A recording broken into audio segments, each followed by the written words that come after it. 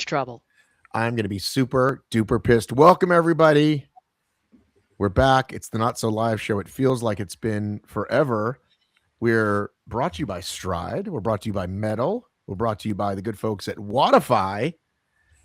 And we've got an awful lot to wrap up from a massive week in Sweden. I guess I want to start with Dave because I've spent a lot of time with Cheryl in the last 7 days. Dave, what did you notice, like, not like? What did you want to talk about? I know we're going to get to crazy rule shit, but before we get to crazy rule shit, is there anything else you'd like to talk about at any level about the week in Sweden? Well, I think on the good side, it looks like every year they keep leveling up the experience, the production value, all that stuff just seems to be at another level. And that looked great. The streams were really good. Everything was quality wise, like really good like that. The racing was phenomenal to watch. Like it was exciting. There was a lot of good stuff. I mean, a lot to really like. So that part was really good. My predictions were ass, just terrible, which is great. That just shows parity and excitement. So I'm down with that. So yeah, there was a lot to like. Did you have Cole winning? No. Did you have him on the podium? I had him as a possible podium contender, but I had Ronkovic winning. I think I had Ronkovic, I had Dylan. Like none of the things that I did ever like do the straight podium, but I would have had Dylan, Ronkovic, Dylan, and Tim. With Cole, I would have sat in the top 5. And we'll never know, but we'll get to that. Yeah.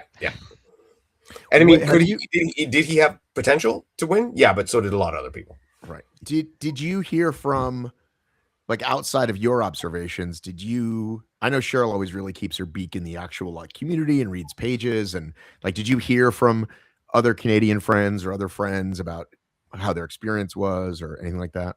Oh, everybody, as far as like just base experience, everybody seemed to really, really enjoy it. Like I said, the experience was amazing. I mean, even before it started, people were kind of unboxing their shirts that they got and stuff like that. So that stuff was just really well done. Cheryl did not love the shirt. No, what was wrong with the shirt? So good idea, bad shirt.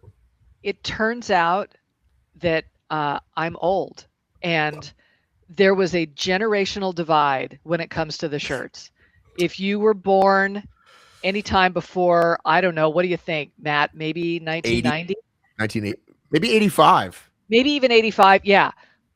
If you were older than you hated the shirt because we're just not used to kind of that big, boxy, sort of loose. They did look very big. They're very big. So this is what Lauren said to me. I had a lunch with Lauren Rental. I just randomly ran into her, and so then we hung out, and it was great. And she was saying how she liked the shirt, and I said Cheryl hates hers, and she's like, "Oh, that's because she's Gen X like you." She said, "This is the look now," and I said, "No, I think there's a difference. I do understand the big boxy overshirt that it started in CrossFit, has made its way to our people, and I have a few of those, and some of the HYROX t-shirts are that way as well. But that's different than a Gildan men's square on a woman's body. That's not what that, from what I can tell, that's not what that was." Well, it was overkill when it comes to that fit, because there was a shirt that I bought just at the shop, a world shirt that I bought that I liked, but it was a men's small, and I kind of held it up to me and I'm like, yeah, this is going to work. And it fit even way better than like they really leaned into the big boxy look. Right. Like I have shirts. You see me wear that Athic shirt a lot. I love it. It's super comfy. It is a little big and boxy, but not in a dumb way. I don't know. And certainly I know that women have a general issue of getting a shirt that's a men's cut and it looks bad. Anyway, it's interesting, Dave, that you noticed, because we all noticed one way or the other. Well, I noticed quickly during the whole, I didn't watch the whole thing, but a bit of that Parade of Nations things. And I thought, those shirts look huge. It's nice to have them, but they look really big. And I mean, I'm Gen X too, right? So yeah, we're just not used to it. So it is growing on me. I will say, Matt, it is very comfortable. I'm going to make it work. The thing is, I do think also, like the wording on it, like the font they used, the size of the font they used.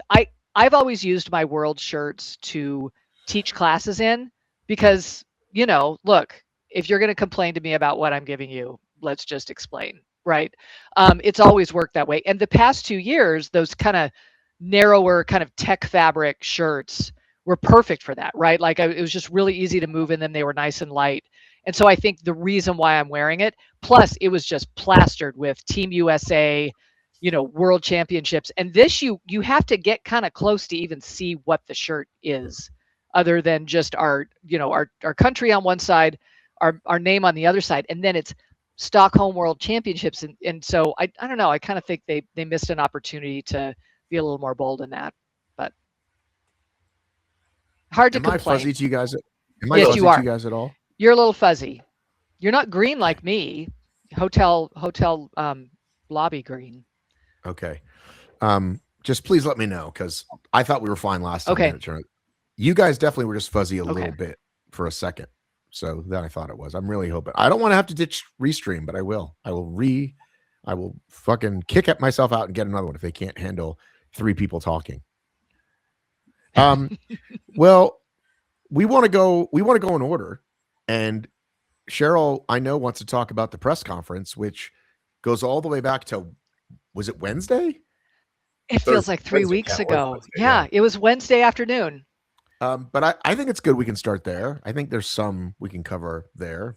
What did you specifically want to talk about as your first press conference, your first big time hybrid fitness press conference? Matt, you asked if, you know, you said, hey, I can bring somebody to the press conference. Do you want to go? And of course I'm going to say yes to that. Like, I've never gotten to do something like that. And so by the time we finally got there, they had just started, and I was expecting it to be different than what it was, because I know that last year they kind of rolled into the press conference. You thought it was just going to be sort of a general rah-rah HYROX kind of thing. And then they end up laying out all these announcements. Like, they had all these things that they were talking about. And they were talking about where the majors were going to be and where World Championships was going to be. And I was very much expecting that. I was expecting a room full of press. I was expecting us not to be kind of the only ones.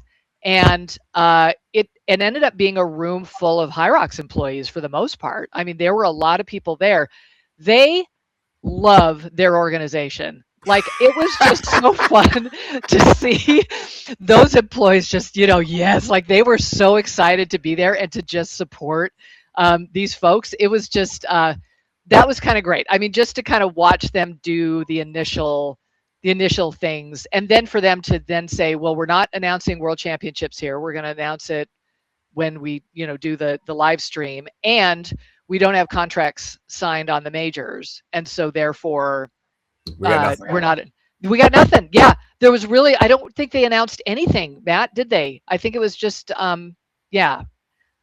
I don't think there was anything of note that they said.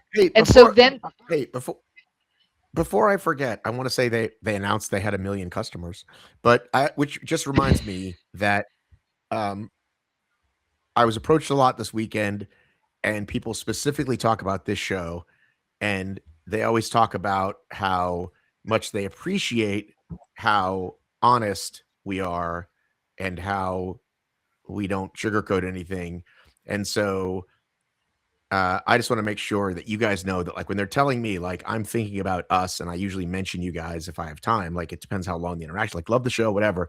But anyway, so just know that when they say that, they're saying that to us, and that we're doing a good job, and it only makes me want to do this more. So, and I feel like, by the way, I feel like we're not even that harsh. You know what I mean? Like, I feel like we're like pretty fair. So I think it goes to shows the state of what most of it out there, which is a lot of slurping and a lot of worshiping HYROX.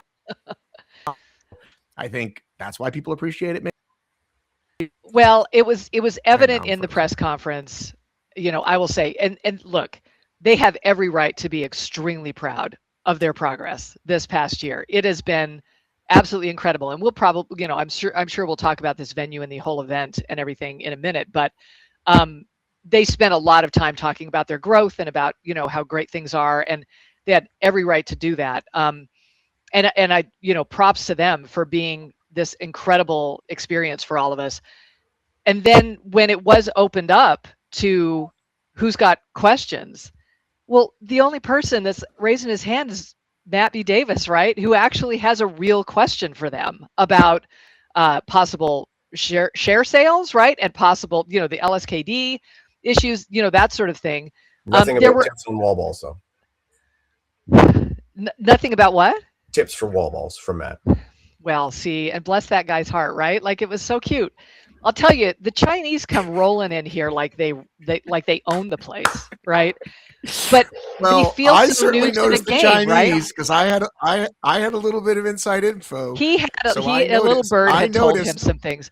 Yes, there were a lot of I Chinese folks there. Yeah, when I walked in, I noticed a lot of black shirts. Obviously, hey, we want to kind of fill the room with our, since we don't have a ton of press, that's fine. But I did notice an inordinate amount of Asian folks. And then when he said, because I had a 90 to 95% accuracy on this, like the information I was giving. And then when he said, he almost started to say it, you can see Mo eyeballing Christian, and Christian said, we're going to announce tomorrow. And he's like, I see our operations team is happy. And he was looking right at 3 more Asian people. And I was like, because I don't know if they're Chinese or not. I just will say Asian. So it was like, okay, this is definitely going to be Hong Kong. Yeah. And to speak to the question that one of those, he was an influencer, I think, from China, right? Who asked one of the questions about how can my partner do better at wall balls, right? Like he asked the female athletes this when they were on the panel. And for me personally, I think it speaks to where that part of the world is when it comes to HYROX, right? Like it feels like they're a little later to the game. I know that somebody was mentioning, well, they had a big event where they had 19,000 people at their event. And I'm thinking, what's that? I mean, New York just had what, 50? I don't know if they can really, it feels sort of odd to have them sort of show up and have been here. It feels like we don't have a lot of depth in their community. And so when they announced Hong Kong, I was like, oh, wait, it took me a little while to kind of get used to the idea, just because I feel like, it would have made a lot more sense. Brisbane, Melbourne, Oh, Matt, you're breaking up. What do you think? Because I thought people were going to hate it. I might have frozen. So sorry, repeat that. I think I froze a bit there. Okay. I froze. We all froze. I'm getting mad. Okay. We're about 3 more freezes away from going back to Zoom. I said I kind of thought people would hate it. And nobody does. Everyone's like, let's go. It'll be expensive, but I don't care. Like, I didn't meet one, and I asked people on the shakeout. I asked the elites. I didn't get one, this is dumb. Why are they making us go this far? I got all positive. I don't think it's dumb. I just think it's purely a financially motivated venue choice, which is cool. There's nothing wrong with that. I just think kind of what Cheryl touched on is not so much as sport driven on this one is financial expansion driven. And I got no issue with that whatsoever. You got to build. I think a lot of people are often, let's go, just like they were when they announced the cruise. Let's go, that's awesome, let's go, and then let's see how they sell. But I still think Hong Kong, it'll still be full. It'll be packed. They won't. I don't think they'll have an issue with it. It just might be very different.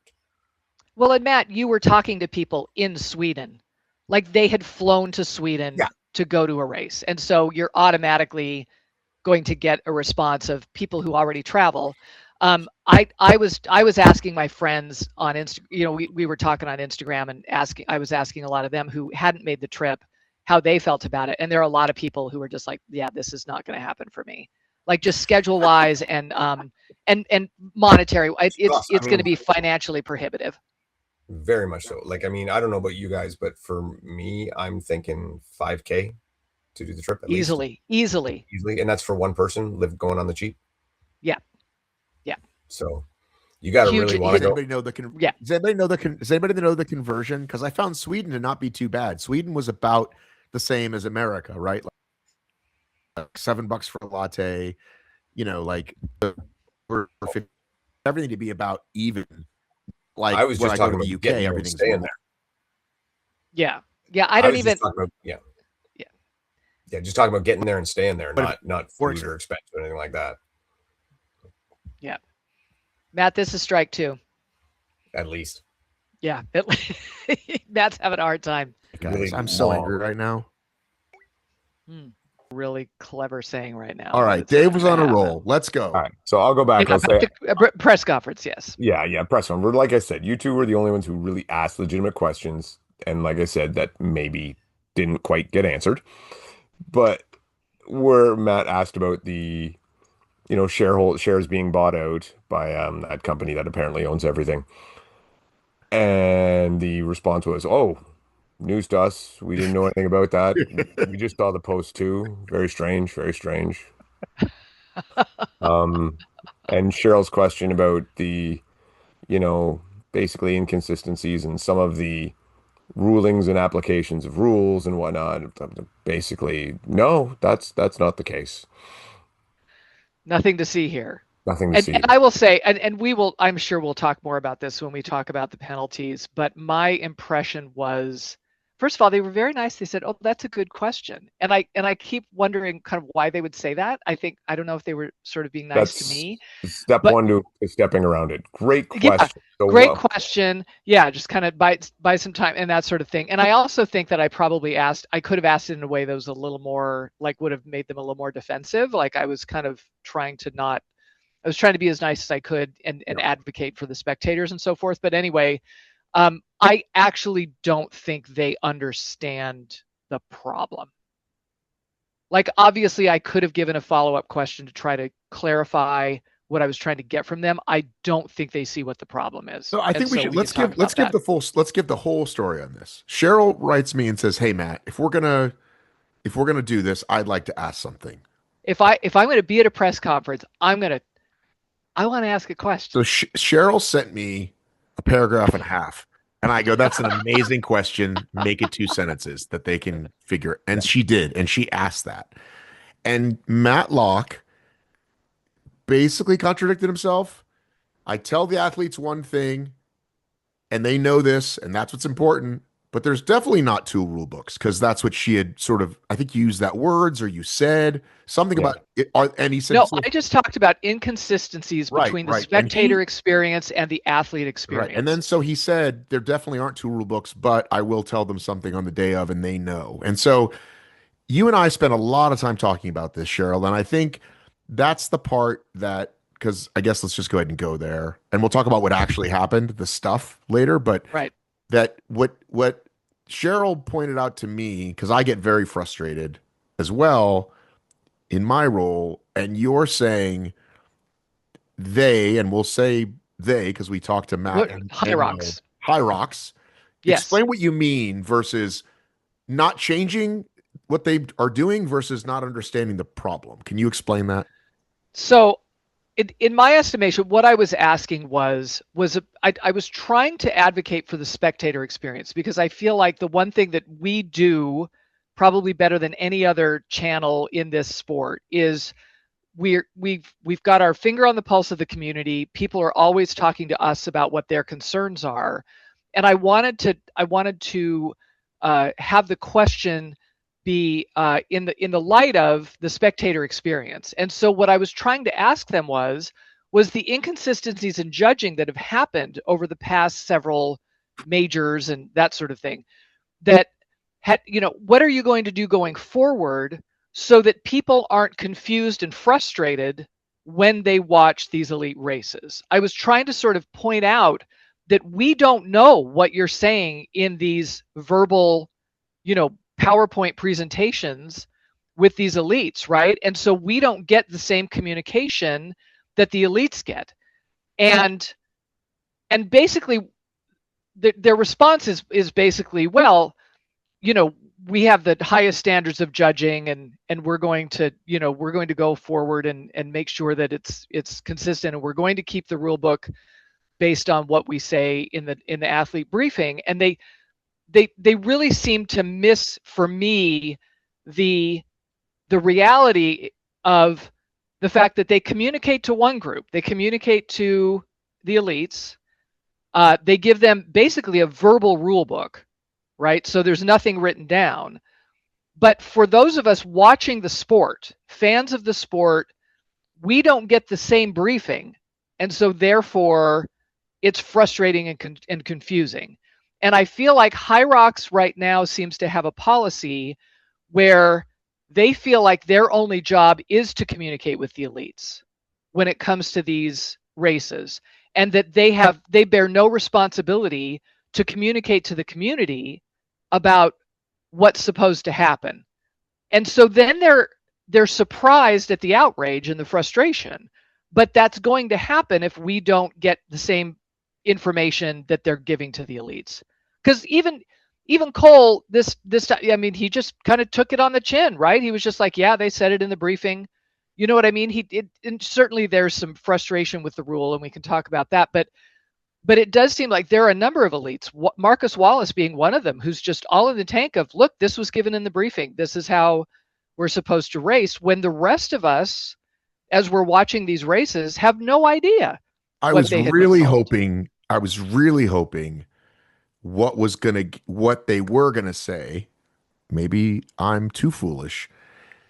Based on all the stuff that happened with the self-cooling, with the throwing the trash, we will, moving forward, have an elite rule book. We will continue to update the elites in these briefings, and we'll do our best to update the public. But in the meantime, there will be two different rules because there's a difference in 15 people racing and 50,000. But he said, absolutely, that won't be happening. And I sort of sank in my chair a little. My heart kind of was sad when they said that.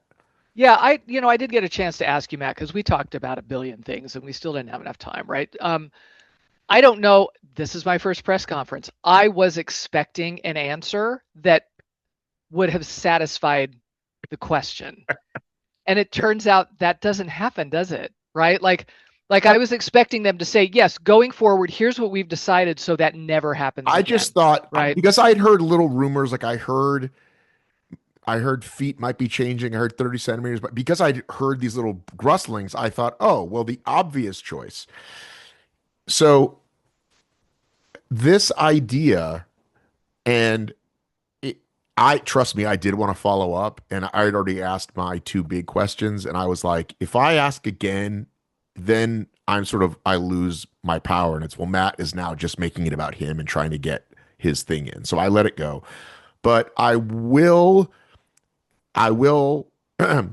like to get them on the record and re-ask it in a way, and at least get to the point of, I hope you understand that as long as you continue to do this, you will get massive pushback from the community. Because Matt said to me about the decisions, and again, I'm like, this is par for the course. The right decisions are not always the popular decisions, but they remain the right decisions, full stop. I have to say, I stand by every decision that was taken last night. I think they were technically accurate, well considered, and exactly what the community is asking us to do as part of our professionalizing the sport. So I give him Matt a hard time for not giving me comments before. He absolutely spoke with me the next day. He gave me this exact quote to use, and I used it. But that doesn't answer what Cheryl and I and a lot of us are asking is, how are we supposed to understand rulings that are different from the rule book? And this idea of, I guess I'm always like, well, what problem are you solving? Like the elites. It's like they don't go to talk to both teams in the NFL locker room before the game and go, here's a bunch of rules. Now you know, but it's okay that nobody else knows. It just doesn't exist in any other sport where there's not it's like, what's the word? It is a rule or it isn't. It's binary. Yes. That HYROX doesn't seem to have any concept that they owe the community any explanation, right? And I think, look, and I've talked to you, Matt, about, I would love to see, it's clear there are layers to this judging that they've got now. They've got people on cameras. They've got people, like, they are trying to do their very best. And Matlock seems very, very proud of that process. And he probably should be, but there does seem to just be a fundamental difference between what they think they owe the elites versus what they think they owe the community. And this is entirely different than, Dave, the actual rule book and the giant issues that are going on with that. So anyway, it was a very interesting, I learned how to, what it's like to be a journalist. It was great. You ask a question and then they just talk, they say whatever they want, and there's nothing you can do about it. So. Is it time for me to go off? Yes. All right. First off, and I mean, we've talked about this stuff over and over and over and over again. Yes, they do not understand that they owe their community and their spectators, which is who pays the fucking bills, an explanation. Because And the if you general don't, public who's pounding me with yeah, questions, which I'll get to. that's right. Now, their misunderstanding is they think a recap is an explanation. A recap of the penalties you called is not an explanation, right? Especially when you're calling them on rules that are not in the rule book or adjusted from the rule book. Number one, I will not for the life of me understand why any of the rules in the rule book do not apply to everybody. It makes no sense. The rule book that is written can apply to the Elite 15 the exact same way as it applies to the regular people. There is no reason that leaving the ski erg early for the elite race needs to be any different than leaving the ski erg early for the regular race. There's no reason that littering on the course needs to be any different from the Elite 15 race than it does to the regular race. It does not have to change. All of the changes that they make for these Elite 15 race that we have been told from athletes in these briefings don't need to be done. They're senseless. Well, I think the garbage one is okay. Like, hey, we're not But going to why? police Why? this. What are they fixing? Well, and can I The same say that problem because 50,000 people leaving their shit everywhere is a mess. Correct. So leave it there. So what I'm saying is they should have to be held to the same accountability as the regular Joe. and that So was like watch literally Lauren Weeks. You take your nutrition, you put it back in your pocket. That's the same thing everybody should do. There's no reason they should have a different set of rules. Matt was very, very clear. He spent more time on the littering than almost anything else in my answering my question. Like, I think Mhm. they get real laser focused on like these minutia and Yeah. stuff. And he's like, we have now designated spots where they can throw their stuff away. And they had giant garbage cans in, around on the course this time. And the elites were throwing them in there. And I think to for whatever reason, HYROX thinks, okay, problem solved, right? Like that's all we need to do. So But that in a way it is the problem solved because now it's the same rule as everybody else, which makes sense. Now, for example, again, we're leaving the ski erg early. Why does that have to be different than it is for everybody else? What benefit does that do? Anything? can you speak to the notion, because what I've heard from Matlock several times now is that disqualifying somebody for leaving the ski erg early means that the elites are held to a higher standard. No, it doesn't. What the hell does that mean? And anyway, you have a race. The race is the race. Why is there a higher standard? Everybody's rules should be the same. You don't need a higher standard for it. Like I know, understand where Matt, you'll often talk about how in the open division and you have someone who's just getting through their experience and maybe they shouldn't be held to the same judging standard. Understood, right? That's kind of a unwritten gray area thing where great, but that person still needs to stay on the skier the same amount of time. The rule is still the same, Correct. right? And if you go through the rule book, and I'm going to go on the skier thing anyway because we're here. So if you go through the rule book says in actuality, and I could argue this even with their whole you're DQ'd for leaving early, is he didn't leave. He was still there when that thing turned over. Define leave. When you do these things and you make adjustments to the rules in a pre-race briefing, it's just like a pre-job briefing. Okay? So you go up there and all they have is this verbal explanation that they've given of a new rule in a professional thing, in a professional atmosphere where thousands of dollars are on the line. And all they have is their verbal word that we explained this. And There that they is are no, not allowed to record, by the way. they're not allowed to record. There is no document signed of understanding that the athletes understood. How many different languages are in that room? How many people may not understood of all the rules? You need to have documentation of what was covered and signed and understood by the athletes. That's the way professionalism works, which they want all their athletes to do, but they don't feel they need to be held to the same accountability. Okay, that's how it's done In some professionally. bizarre world where they view verbal, which again, even Mhm. meeting to meeting, you might forget or you might say a Yep. different word. They somehow they really lean into that's okay and that's better. Now, I didn't actually watch it. I still haven't gone back. Mhm. Are you saying he stepped off but didn't run away? Like what So actually he, happened? so when he and barbell spin got a bit of a picture of the screen, and you can actually see he's still physically in contact with that skier at 999. He's physically in contact with it. So All then right. what so then what are they So saying? I'm he's so got like confused. 1 foot off and he's starting to go.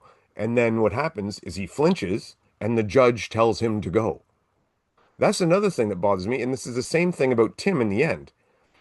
If a judge tells you to go, you go. That's what the judge is there for.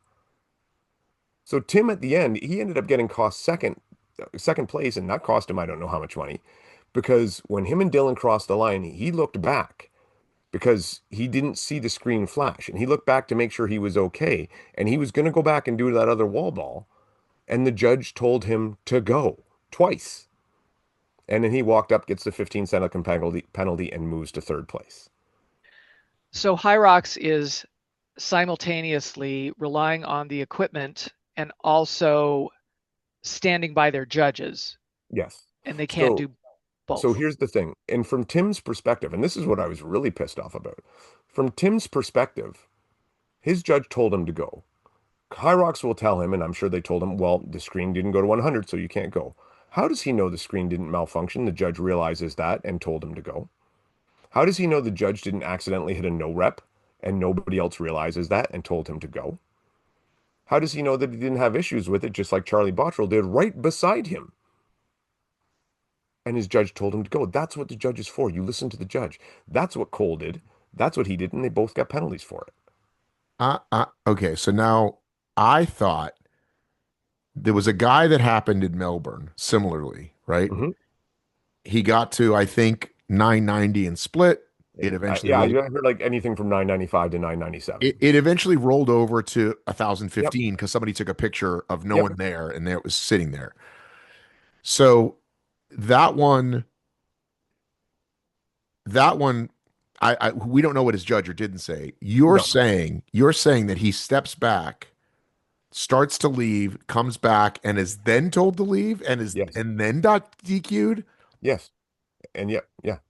And that's the thing. It's what if and this is where I say, and the rule book has actually laid this out quite well. The rule book says if you step off the platform, that's a warning. If you step off the platform again anytime, that's a 15-second penalty, and so is every other step off at that point. You incur an extra 15-second penalty. Then if you leave early, that's either a time penalty up to a DQ. It's actually quite well done, other than specifically laying out what time penalties per distance. Well, here, but so here we go back to I'm getting questions from people legitimately asking, not like in a Mhm. not in a fuck like Hygrox Yeah. is fucked up, but like Matt, just a couple of CrossFit people reached out to me. Can you explain to me why the one guy was DQ'd and the one guy, Mhm. and I can't say because it's an incomplete station, period. No, no, you can't. The only reason, the But only thing that's you the can, answer. But yeah, that's the it answer is. they It is. give. But Yeah. then what about the guy who had 99 wall balls? Well, that's different. Well, then so then the rule is incomplete station. Like Because in the rule book they follow one section of the rule book, but in the other part they wanted to make it different right. So for how do I unknown type an reason. answer to that? It's like I know I was forced to say I know it's dumb. Like that's because I can't But say that's like because that's the true answer. right? Like the Yeah. answer is because it's an incomplete station. But the other guy, I know, but that's actually unless it's Friday, unless Yeah. we're in Mars. You know what I mean? Like that's kind of where that Yeah. is. And again, they don't see a problem with it. I'm okay with. We make tough decisions all the time. We know you're not all going to like them. That's normal. But we told him in the briefing that he would get DQ'd for that. It's like, uh, right, but he didn't. He actually didn't leave it. Like, there's no Yeah. way that thing didn't You roll have over to, to a and that's the thousand. thing when you're talking about thousands of dollars in money on the line. And Tens of thousands of dollars. Cole was a 30 to potential. 20 Yep. for Tim. 30 to 20. What could you do with 10 Right. k And right now, Dave? How many exactly, things can you do with 10K? I could get You can go another to, yeah, trailer. and you can go to For Hong Kong. That's right. I could go to Hong Kong. But you and one half of a ride, you and that's half of right. a ride could go to Hong I Kong. could put her in the luggage. Exactly. But the thing is, they change that rule and stuff, and they go from it. When you're dealing with thousands of dollars, you have to be specific. You can't just say if you leave. What's leave? How far do I got to go to leave? What if I step off and go shit? Turn around, I'm come back because I realized I stepped off prematurely. I've come back. Is that okay? Have you left? Because you didn't actually leave. You're still there, right? So they're not, again, they're expecting this professional level from their athletes, but they're not giving it back to them. And please, for those that are going to say, they were told they leave at 1,000, it's a DQ. Yes, I understand they were told that. And actually, in that particular scenario of them actually saying something and standing by it, I actually applaud them on that part. The problem is them having that rule in the first place is dumb as shit. It makes no sense and doesn't benefit anyone. And they're not. Well, and it's too unclear. It's too unclear. And when you are in, like I said, you're doing this in a pre-race briefing, you can't do that for the rules. That is not professional. Like Matt says, the NFL doesn't go in there and goes, boys, for this day, offsides, we're shifting it a little bit. Okay? We're not writing that down. We're not telling anyone. Don't video it. Don't record it. But and that's again, what and that way, if anything goes wrong, it's just me saying it and you saying it. and what high standard, what standard of racing?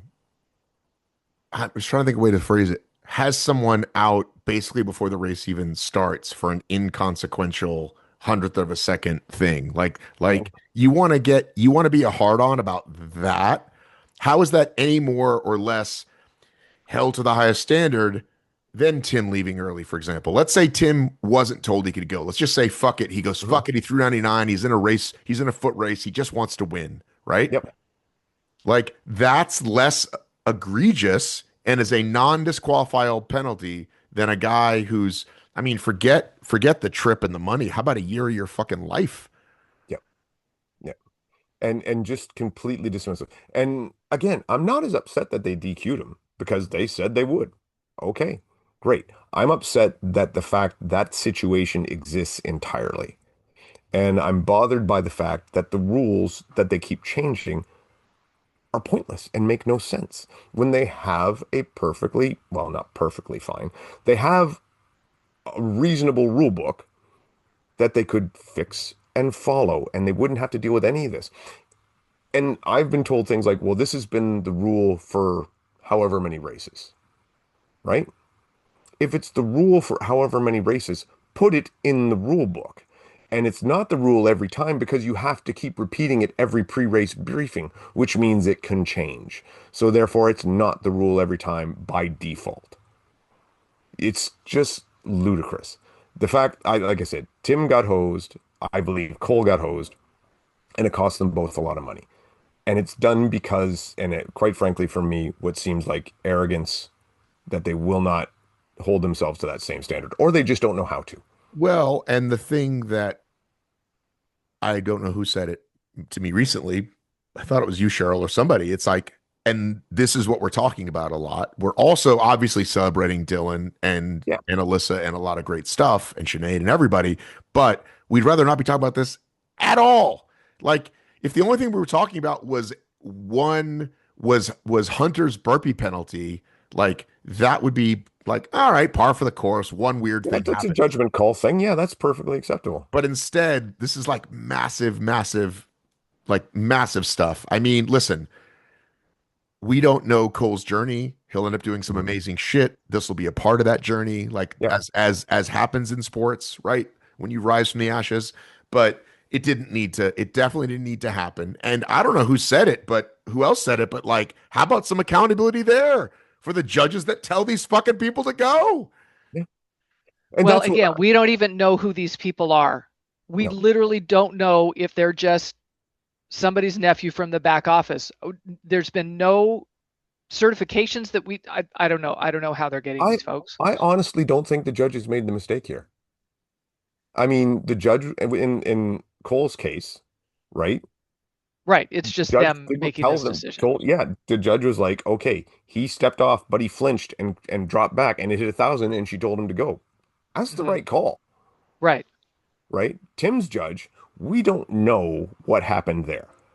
We don't know if the screen fucked up or what. We have no knowledge. All we know is that judge told Tim he was good.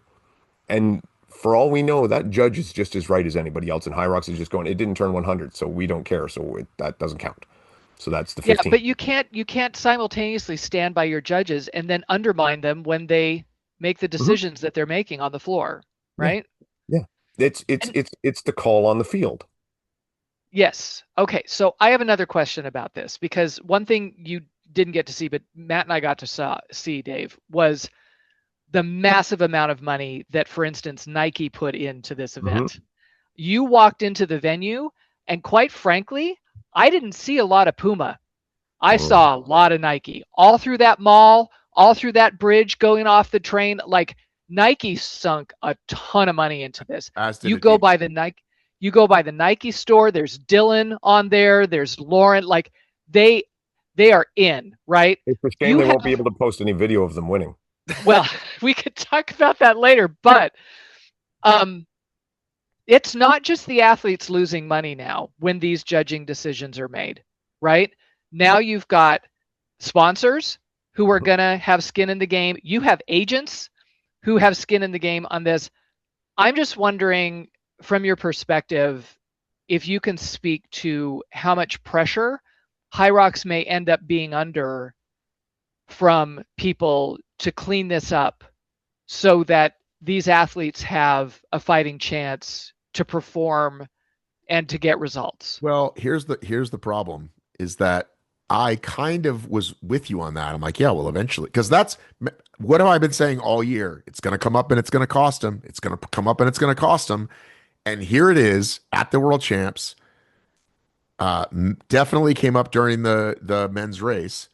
And the problem is that this, like, I'm pretty sure they have been dealing with this. A lot of these same agents are in CrossFit, and like CrossFit hasn't been great with rules and changing shit all the time either. So I just think everybody has to like lump it or leave it. There's not much that can be done. But what's happened to CrossFit sponsorship? Well, I mean, they're dying for different reasons, but yeah, I know, but it comes around if you make the same mistakes, right? Well, it just gets so tiring having to talk about the same thing all the time, right? Like, eventually, I did. So listen, I came up to Mo at the very, very end, and I said, "Listen, I don't want to bug you with a bunch of stuff, but I don't want to see you that much, so I just want to ask you these things, and you can answer me on or off the record." And I asked him about Hong Kong, and he said it was never Germany. That's a rumor. Like, it was never Germany. It was always Hong Kong or something else. I said, "What about the judging?" And he says, "I have no problem whatsoever. I sleep perfectly well at night." And I was like, "Oh, okay." Like, he said, like, "Yeah, you can say I said that." Like he did. So that's why when we say it's not just Matt Locke, I know a lot of people are throwing stones at Matt. Like, that's as high as you can get. And he's like, "Yep, I'm cool with all these decisions." So I would love to at some point sit down and ask all the specific things that we're asking about, like why verbal and all these other things. But in the moment when I said, if he wanted me not to say it, he would have said. So he's like, "Yeah, I sleep fine at night." Well, I mean, on the record, what else is he going to say? No, he could listen. He said things to me that I don't repeat here, but he was like immediately said, "I'm perfectly fine with everything that went happen this weekend." Is all press good press? This was the end of the week. Maybe if that's what you think he means. Yeah. At least people are talking about it. No, there's things I've asked him. Let me just tell you something else about. I heard Mo famously on a Rocks Life interview when they talked about the hybrid rock star thing, and he's like, "Yeah, it's not right, but I don't care. I lean into it because it's more publicity." So that's what you think is behind that, Cheryl, is like, he's just like, "Yeah, it's all good for us." Look at how it blew up. Like, everybody's talking about it. Mm-hmm. And sure, they're talking about the races, but this is as clickbaity as it gets for them, right? And I do want to go back to one more thing you said, Matt, where you said that Matt Locke said something along the lines of, sometimes the decisions are unpopular, but they have to be made because they're right. Just because they're unpopular doesn't mean they're right. Right? There's a difference. There's right for being right. Popularity should have nothing to do with it on either side. Right? You just make the right decisions. And Yeah, some people think that if you take a stand and other people are against you, well, clearly I'm right. I'm the noble cause yeah, against this giant force. and I don't, as somebody that calls himself the press, I don't think all press is good press.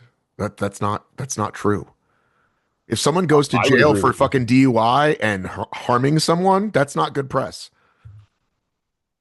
Well, and you have to wonder if sponsors are going to continue to put up with constant controversy, right?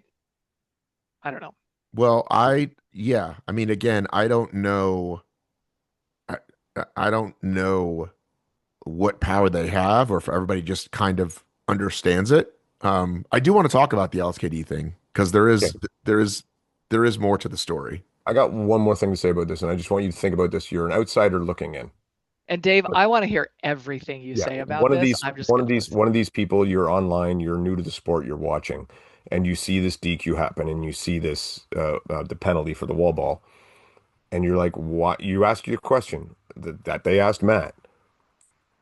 Why did he get a penalty, and why did he get DQ'd? And your answer is, "Well, it's not in the rule book, but we told him."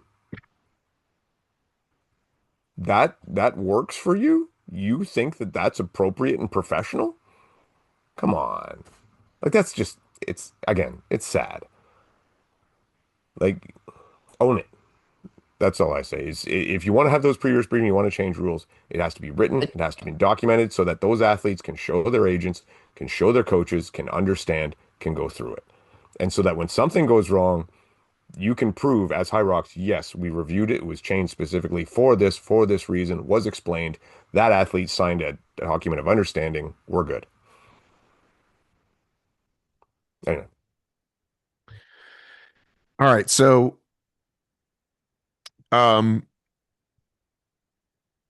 LSKD posts this thing. We're asked to remove all of our imagery. I reach out to the guy that posted it. He shares screenshots with me that say allegedly, because they could have been manufactured, that say, hey, we said not to do this. We're going to have to get legal involved and don't. And so you must take it down. I have a question just before you go on, and it's about that. The imagery they're using, are they using like imagery produced by HYROX or imagery produced by somebody else of their athlete at HYROX? I don't know. I don't know. Okay. But it Okay. basically said you have to remove everything like our sponsor said, like our sponsor said, Mhm. we're getting sponsor pressure. So the sponsor must have been Puma, right? Because that's the only gear sponsor Yeah. that HYROX has. So, and then everybody that begs the question, like, what about Adidas? What about Nike? Now, as you saw, those brands are all posting their athletes. Mhm. They're not posting. Alyssa is the HYROX World Champion, right? That Mhm. Dylan is the HYROX World Champion, along with the Yeah. doubles, along with all the other athletes. So I spoke to some folks behind the scenes, and they said there's definitely some boundaries that they work with. So, for example, if you're going to show Alyssa, you're going to try to crop out a bunch of images that say Puma, right? Because you don't want to confuse people and you want to stick to whatever, which is hard because that's why we put sponsors all over banners, all over Mhm. what do you call it, piping and everything, right? But there's clearly an understanding amongst the brands of how that works, right? So, for example, Puma is not going to go after every single sponsor about these things because guess what? It's not just HYROX. There are athletes in the professional sports leagues in F1. And it's like, oh, you're going to fuck us in HYROX? We're going to fuck you at F1. Do you see what I'm saying? Mhm. So the more I heard, it was either completely fabricated and they used it for publicity, or they were kind of asked one specific thing and turned it into this publicity stunt, which clearly worked. The more I believe that. because again, you're not seeing HYROX go after now in the press thing. He said, "We'll do what we can." He gave the generic, "We do what we can to protect our whatever." Yeah. But that kind of made sense once I learned that's kind of how it worked, because I hadn't even thought of that, right? Or FIFA, right? Like we're all in the same game. If you have a title sponsorship, you get certain things, but you don't go after us over every little thing because we're all, you know what I'm saying? Like the NFL has to protect who does Nike have now? Or who does the NFL have now? I don't know. Whoever they have. Some of those athletes aren't signed with them, but they do stuff. There's pictures. Everybody has to play well together. So it would be silly for them to attack LSKD. So, and I'm just kind of freaked because I'm not. So where do you stand on that? Do you think it was just one particular picture they were talking about they wanted down, and LSKD maybe exaggerated a bit? I think they must, from what I can tell, they probably encroached somewhere, and LSKD used it as an opportunity to say, look at us, they're picking on us, which is kind of a good move because it's a David Goliath thing. LSKD doesn't nearly have the money that those guys do. And even comparatively speaking, like the amount of money Nike has versus Adidas is, I think, pretty massive. So it was a good move. It worked. But again, it's like one of those things that's like 2 days later it passes and nobody really cares. Other than maybe it, for the general public, nobody cares. For the people who love LSKD, it probably like tightened their bond. Like now I really love this brand and I'll really promote them even more. And that's what people were saying they were going to do all weekend. Yeah. And I was seeing comments on LSKD's posts, that we love underdogs. We're going to support you even more now. I mean, they nailed this. Right, we're the little guy. Yeah. So it probably worked. But again, it probably wasn't quite, we're going to run after you because you're using, HYROX pictures. Yeah. So yeah, that's that one. It did seem like a very weird thing. Cheryl, you came home with another podium. Let's talk about your race. Well, we can talk about the race in the context of the venue. I really thought Sweden was going to not have an issue with air conditioning, or like, I didn't think they were going to need it, and they needed it. It was as hot as Nice for us on Saturday afternoon. So I want to say that when I came back I think it was the last night, so maybe it was Saturday night, my room was really hot and I was turning it down and it only went from like 22 to 19 Celsius, but then it didn't change at all. And so I went downstairs and I was like, hey, what gives? They're like, oh, that thing doesn't work at all. This building is centrally heated, centrally cooled, and it takes a long time to get cool on a day like today if your windows were open. So we have a Tough fan. luck. Let me see if you have a fan. And they did. Thankfully, I had a fan. And I got a fan for the last night. But so much like the UK that I was in last summer and global warming, whatever's happening, it's getting hotter than it used to be. And these buildings are massively hot. So go ahead. Yeah, it's so my race was a Saturday afternoon, and Saturday was easily the hottest day of the weekend for athletes. And in the start tunnel, in the warm-up area, which was down by the start tunnel, they in the stadiums they always do that, in the the tunnels down beneath there. It was, I don't know, probably 85 degrees. I immediately started sweating in my warm-up. I was plenty hot even just standing in the start tunnel. It was kind of a nightmare. My partner got sick. She was really, really struggling. And we, I will say, I am grateful for people like Dylan Scott. I kept thinking of him, and I think Rich Ryan kind of pulled it off too in the elite races where they were closers. And it's the first experience I've ever had. We came into wall balls 5th and we crossed the finish line 3rd. And I've never been more proud of myself in my life. I just, you start realizing, oh, hey, I really can improve at this. Like I didn't think I was ever going to get better at anything. And I was so excited, but I peeled off my race kit like a swimsuit. It was the wettest. I was soaking wet. The only thing I can say is that, I think we need to be smarter in these hot races. I had spent the day and the day before just drinking electrolytes like nobody's business. Like I was so waterlogged by the time I got there. It was the only way I think I got through the race is just smart fueling. I've worked with Corinna Perkins about this and that sort of thing, and I just think I lucked out because I was feeling fine. I was feeling fine out there. The sleds were tough. They were very, very tough. I think everybody really suffered on those. And so it was not an easy, nobody was PRing this weekend. They were all just trying to get it done. And I got to hand it to, Susan Gray. She listens to the show. She is the kindest, most unassuming looking human being in the world. And she just plastered us. Like she and her partner, Lisa Martin, just, they killed us. They did a great job. And so, really good podium ceremonies. Like they did a really nice job with all of that. And I was thrilled to be up there for sure.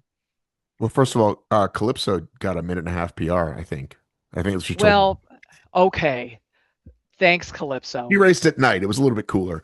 And I'm not Calypso. I'm just saying, you said nobody PR'd. I'm just saying. I know. You're right. No, you're right. But most people I talked to, I said, how was your race? And they were like, oh no. Like people weren't proud of their performance. They were just glad to have gotten it over with. Yeah. Well, I went down to find you, and when I saw you, I was cheering for you, and you were smiling and you were dancing, and I was like, okay, good. Because last time in Chicago, it was like after the sleds was a nightmare. So I was like, okay, she's having a good time. And then when I left to go to the Elite Awards, you were in fourth, and then you got in past and you were in fifth. And I was like, all right, well, they're giving it a good run. Oh well. Yeah, no, I was accepting the situation. I was like, it's all right. And then I went to look, and I was like, holy shit, they did it. I know. We were so excited. So how did you break it up, the wall balls? We decided to do 15s, and that actually worked kind of perfect for us. Just clockwork 15s back and forth. And then since my partner was so sick, like I ended up doing a few more, and especially at the end, she gave me some. And so I went ahead and did 8, but I didn't know, like I knew the women near us were close, and I didn't know how close they were. And I was afraid I was going to start no repping. So I handed her the ball. She finished off the last 5. So the 15s really worked for us. And I think, finding that number is good. How did you know? When did you know you were third? We thought we were second because they had split up. How the rig was on one side and then the other of the bridge. They had half of us on one side of the bridge and half of us on the other.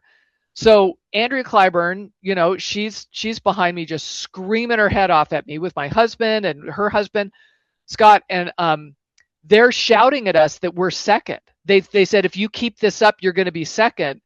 And so that's why we just kept going. I mean, no reps, like we were clean, really good squat depth, just tried to, I need to speed up my cadence, but for the most part, I was pretty pleased with it. And we thought we were going to be second, but it turns out there were some girls on the other side but look, the third place is always the happiest, right? Like if you're first, that's great. But if you just get on the podium, then you're thrilled. And I was extremely proud of ourselves. So yeah. Hey, quickly about the venue, because we put this in the notes. You said this is the first time it was better in person than on live stream. You attributed that quote to me on our notes. You said that to me. No, this is a direct quote from you texting me and Dave. I said, yeah. I thought you they finally made live better than the live stream. Yeah, she's right. You did. Yep. See? Well, ladies and gentlemen, this is what we have to look forward to as this show goes along in the next 5 years. I'm going to remember even less. So this is the baseline now. I'm just going to keep track. I saw it in the notes, and she writes that in quotes -Matt. I'm like, I didn't say that. You said that. Okay, great. No. So I said that. Yeah. So, and it also gave us it gave us like these amazing images of Alyssa smiling, at the farmers and stuff. Like we actually got to be close to the race.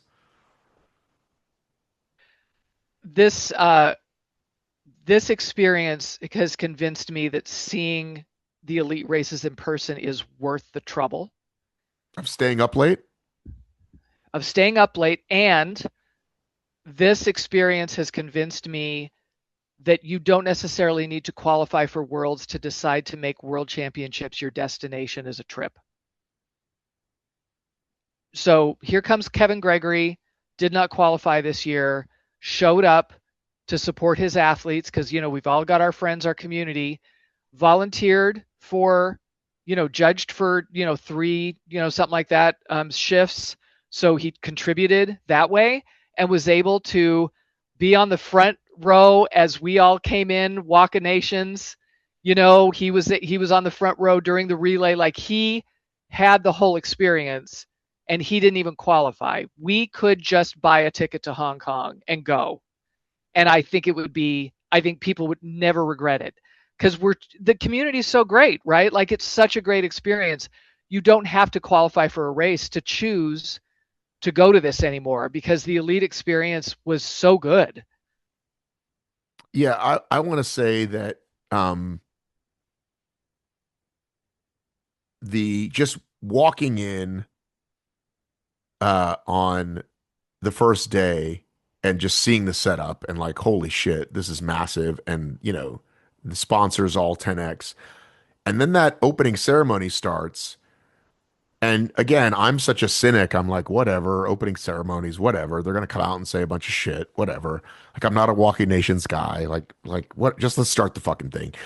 And they paid that drumming fire crew that have like 3 million followers that I'd never heard of, and I was like, this is pretty fucking cool, right? My husband loved it. He loved it. And I videoed it, but I'm like, this doesn't really work not watching these guys do this thing. Like trying to take a picture of the Grand Canyon. You just can't. Exactly. Not the same. It doesn't do it. And I said, how are you going to top it? To Christian at the end, I said, how are you going to top that in China? He's like, I don't know. Maybe we get some K-pop stars or something. I don't know. Like, so who knows what's going to happen? That's a really bad German accent. I'm really sorry. But yeah, I got to say that watching them, now that we spent an hour talking about how horrible the judging is and the elite ruling, they definitely are putting on this thing and putting enough money behind it that the world is noticing. And the fact that Adidas took over this entire setup when you walked into the mall, it was like the first thing you saw was this massive Nike. activation. No, Adidas. Alyssa is the world champ, and it showed Alyssa. Remember, I said they've already changed the sign. The sign was just what it was, and then the next day it was the sign. Nike. Right. I'm talking about the train station. Yeah. Nike was all over the train station. Nike put a floating ad of Dylan on the boat. So people that are on these ferry rides that said, surprised, we're not. We're not. So what a bad, I don't know. Best post of the whole. Don't know if the marketing genius thought of that the night before or a week before and he had it ready, or they thought of it that morning. Either way, executed perfectly. So this, we keep saying how much bigger and better it's getting, but I feel like we have to keep going back to compare, because when you go back, and even when we thought it was getting pretty big, when England was selling out constantly and they were adding, they've added a third day, we thought then it was pretty big. And they said it was 1 million participants this season, which I think it was. They automatically already said 1.5 million during the, it's like, all right, we're already doing that. So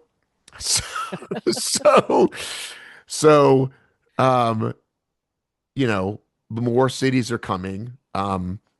I really did think they'd give it one more year before we got an APAC thing. I really did. Just thought, well, nobody's going to want to fly there, but they clearly are. And I'm sure plenty of people, once the thing comes around, are going to be like, yeah, I can't afford it. I thought I could, but you qualify. I mean, how much do people love qualifying for a world championship? By the way, Mo corrected me. He said it's not 1%. It's 0.4.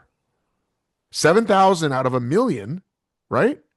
That's not 1% anymore. So next year will be even less. And I was also told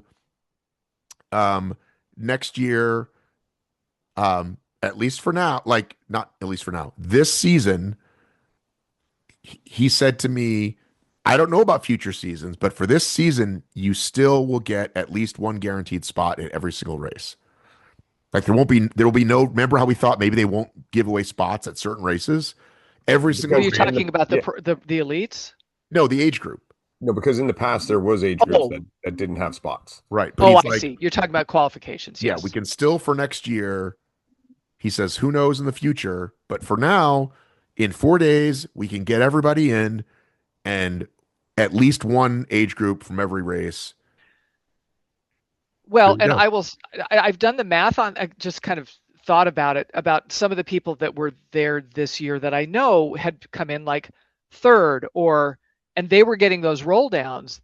Those roll downs aren't coming this next year. There is going to be more of a cap as I far as who think, qualifies. yeah, I think they might have one. You might get one if you're lucky. First or But second. look, that one, let's say somebody, somebody beats me, I'm second on the podium. If they've already qualified, then it rolls down to me. And then if I decide if I've already qualified, it doesn't roll down to 3. Right? Yeah, They're I not don't going to know. have the roll downs anymore. And so I think that there's going to be fewer people who qualify, because if you have, for instance, in my age group, there's kind of a cluster of people that tend to win and tend to be on the podium. I think there's going to be a point where it's not going to roll down We're gonna have to past those win. Is that what you're people. saying to me, Cheryl? We're gonna have to win Yes, get to work. and hope nobody that can do a 108 shows up. Exactly, and I will work hard too. I promise. We'll work our hardest. But yeah, I think there's a chance that may be one of the ways that it's going to get capped, is just by implementing the policy that they started late in the season, this last season. My favorite Nike ad was the BBJ grid that they had on the bridge going over to the mall. Did you see that, Matt? Did you ever notice what it said? No. Hands down the worst way to travel. Isn't that adorable? They did a great job. What does leave the worst for last mean? Because that was the worst station. Leave the worst for last. The that's wall that balls. that's the okay. Well, I think BBJ is the worst. So leave the worst for the middle. I'm going with wall balls for the worst for me. Yeah. How are the wall balls the worst? 100%. 100% for me, they're the worst. They're terrible. I know. It's an accuracy thing for me. I think I solved my wall ball problem largely out of fueling. I ended up taking a gel during sled pull, and then I took one during farmer carry. And I think I had gas in the tank more for wall balls this time than I ever have. I think there's something to be said for that. Yeah, I wanted to make sure you'd eaten, and your I husband know was you were like, checking. your husband was like, that's one thing we don't have to worry about. I said, I don't know. I'm still gonna ask. He's like, she's definitely not forgotten. Because at the rower, I know, for example, me and Matt Kemp both said to each other, let's take our gel at the row, and then we both fucking forgot. So I just thought I'd ask. I was like, Yeah, and usually I've always done the rower because you're standing there, especially in doubles. But this time I decided, yeah, early and late, and I took something at the start tunnel, then sled pull, and then farmer carry, and that helped. I did not feel as gassed, Dave, as I've felt in wall balls. And it's funny, you think it's a fitness thing, and I'm wondering actually if it's a glycogen issue. Oh, like I said, for me, it's not usually a fitness, not amount of squats or amount of throws, it's amount of accuracy. I'm just really shitty with the accuracy. Because on average, I'm getting like 20 no reps and none of them for depth. Oh man. No, me too. Okay. Again, it really depends. Because I'm high, I'm left, I'm right, I'm low, I'm all over the place. When I raced with Matt, I don't think I had any, or maybe one was short, and then the time before with I don't remember who I raced with last before that, but it was like I think I was like 6 out of 10 or something crazy. It was like too high, too low. So again, I think it depends on how they do those stupid things. Well, We I can blew our honestly say questions. they're on me. It's on me for missing the target. It's not the scanner or the sensor. It's all your I, fault. I legit miss. We should have asked this at the press conference. What's that? How to fix our wall balls. Oh yeah. Dave, what did you think of the elite races? They're fantastic. Who do we talk about first? Do Dylan? Go Dylan first. Well, first of all, you said I'm gonna watch later. Don't spoil. And like It was really hard for us not to You swear. guys did a great job. You did fantastic. Hats The off race to is finally finished, and I just sent you a text saying, "Oh, Dave!" Like I was Yeah. so excited for you to see the race. Yeah, I was absolutely elated, and Rye made fun of me because I was literally, and the race had happened. So this is post because I was late to be able to watch it. Had a running commentary going at the wall balls. So like I'm doing commentary for the TV at the wall balls of Dylan and the catch up and the comeback and what's going on and this and that and oh my God and Tim's breaking and Louis, what I forgot for a bit that Louis had a penalty and I'm like what the hell is going on here? I heard Marcus Wallace did the same thing, so I was totally into it. Dylan Cross absolutely ecstatic. I mean we've been on the Dylan train since before the Dallas Invitational, which was what 2021. Look, we know this Yeah, kid from yeah, before. Here's the first time I ever saw Dylan Scott is we were actually because I'm big fan of Rich Ryan, right? He's been my coach forever. He was running the Florida Decafit back before they even had World Championships, and my husband is watching and I'm doing something in the kitchen and I say, "How's it going?" And they're in burpees and my husband says, "Rich just got passed by this skinny kid in khaki cargo shorts." That's how we finally knew who Dylan Scott was. And he used to put peach rings in those shorts, right? For his fuel, for HYROX and everything. Like that's how we know this kid. We're so happy for him. Dylan was the first member of Team OFX. He was the first member of Team All OFX right. that we had. Yeah, we have been such big fans and friends of Dylan for so long. Um, we all knew that he had the potential to do it. We just didn't know that he would do it. And to see him showing that, through the fatherhood thing and some rough patches and everything, and he just stuck with it. I mean, coming out of the sleds dead last and just picking away and going out. Sorry, my dog's going for a walk right now. He's a little excited. So just chipping away and staying in it and just not quitting and not giving up. And all of a sudden just realizing I'm there and I just got to keep going. And it was just, it was ecstatic. I was ecstatic. I couldn't, yeah, I can't wait to get a chance to see him in person and just, congratulate him and everything. Well, So I was down at the kind of the wall you were down at ball, the finish line. Yeah. and when he comes into the wall balls like sixth, you know what I mean? And I'm not thinking about him at all. And at one point, I'm like, oh, he might make the podium. And I'm watching the screens, and once he got like he hit 88 or something, I was like, I gotta film this. So I have a minute of this that I put up of me losing my mind, and I'm so happy I did it. And there's not an ounce of like journalism in this. This is me rooting for Dylan. So hopefully this works. Let's see. So it's 19. No for to finish. 91. It's one more ball. It's Dylan Scott. It's gonna be to finish. Oh, Dylan This is Scott. classic Matt video looking at the 96, ceiling. 96, 97, 97, 98, 98, 99. Oh, wow. We did it. We did it. We did it. Now you see there where Tim ran back real quick? Just as a thing. That was him Yeah, and he the doesn't know judge what to telling him do. that was him and the judge telling him to go back.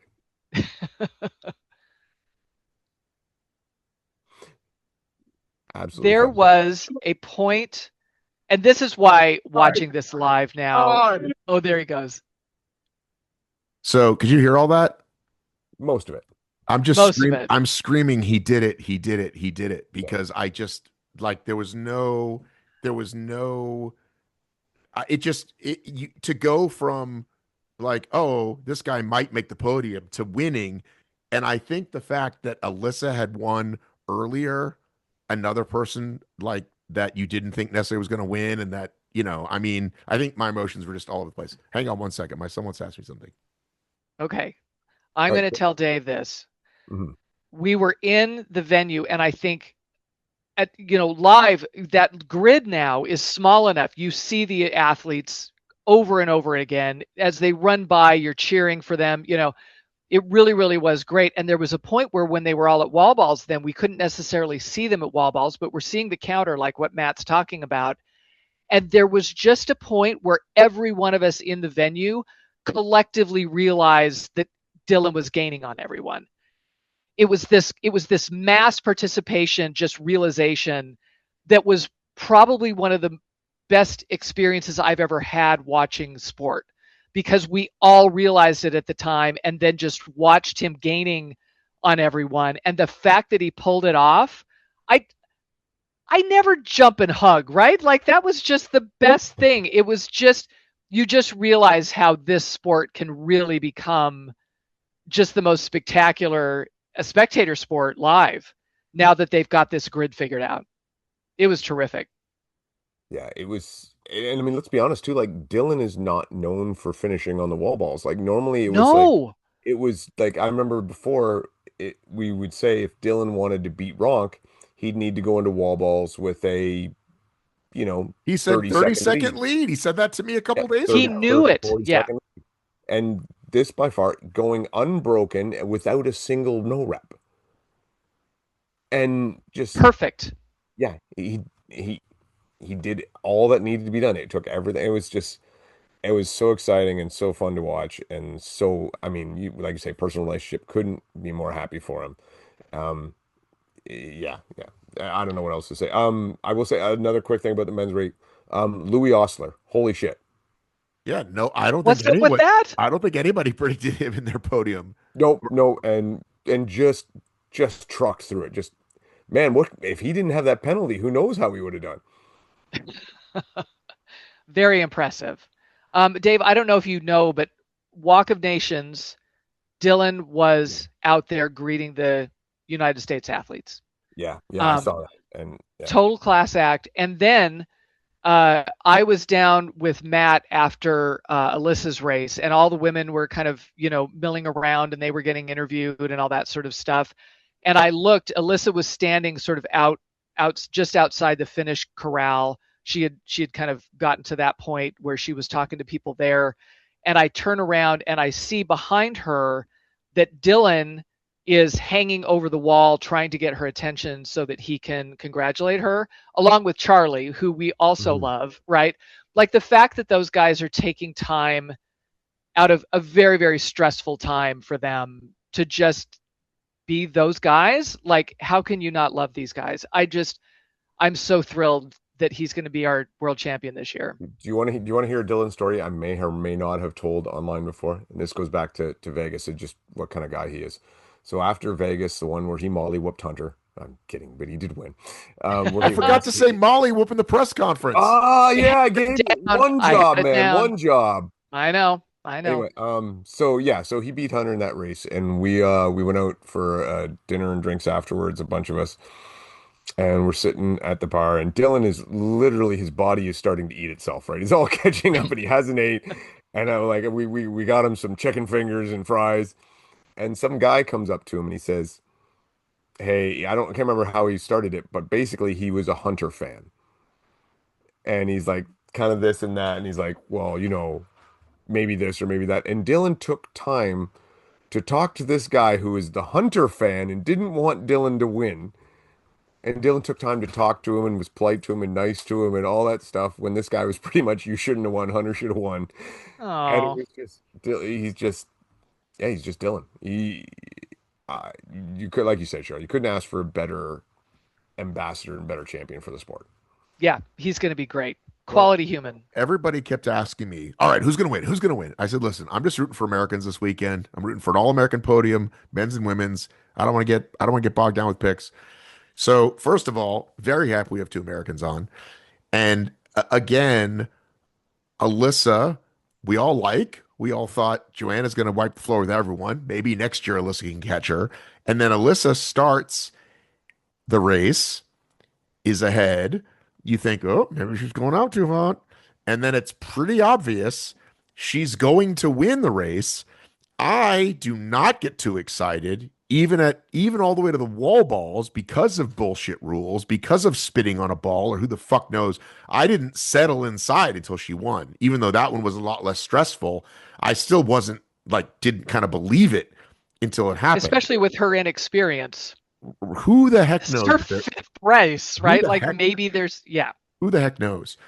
So I also want to say about Dylan that like I'm like trying to get Dylan for an interview, and he's like everyone's grabbing him and everyone's grabbing him, but like he's like says I'll be back, and anybody else says that, I know I'll never see them again, and I don't expect to, but Dylan actually does. I wanted to get at one point I got a picture with Tim, Ronk, and Hunter, and I was like, ooh, I got to get Dylan, like 4 champions. Like this is going to be a pretty great photo, which is vastly unappreciated, by the way. I'm gonna have to post it again later because people don't even understand why is Hunter in that picture. It's like these are like 7 of the world champions we've had in a 10-year sport, guys. Wake up. history. Anyway, but I know I want to do that. And Dylan comes off the podium and I go, hey, Dylan, I really want to get this picture. Can you help make that happen? He's like, of course. Let me put my kid down. And again, most people, you'd never see them again because every 5 steps he takes, he's being mobbed. He comes all the way back around. Then he helps me wrangle the other 2. I mean, just Dylan's the fucking best. But let's talk about Alyssa, who they don't even know how to pronounce her name. So you're welcome, the world, because I corrected